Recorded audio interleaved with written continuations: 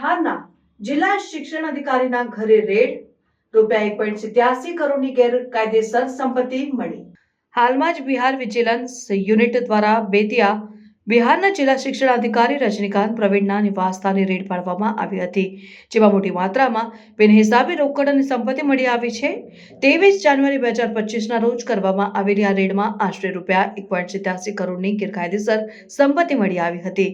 Vigilance ટીમને રોકડના bundle મળ્યા, જેને ગણવા માટે મશીનોની જરૂર પડી। આ રેડમાં દરભંગા અને સમસ્તીપુર સહિતના અનેક સ્થળોએ પણ સંપત્તિ જપ્ત કરવામાં આવી હતી। તપાસમાં ખુલ્યું કે પ્રવીણે 2005થી તેમના જાણીતા આવકના સ્ત્રોતો કરતાં ઘણી વધુ સંપત્તિ એકઠી કરી છે। જપ્ત કરેલી સંપત્તિની કુલ કિંમત આશરે 2.92 કરોડ છે। વરિષ્ઠ અધિકારીઓએ જણાવ્યું છે કે પ્રવીણ સામે 1988ના ભ્રષ્ટાચાર નિવારણ અધિનિયમ હેઠળ તેમની આવક કરતાં વધુ સંપત્તિ ધરાવવાના આરોપો હેઠળ કેસ દાખલ કરવામાં આવશે। આ ઘટનાએ શિક્ષણ વિભાગમાં ભ્રષ્ટાચાર અંગે ગંભીર ચિંતાઓ ઊભી કરી છે।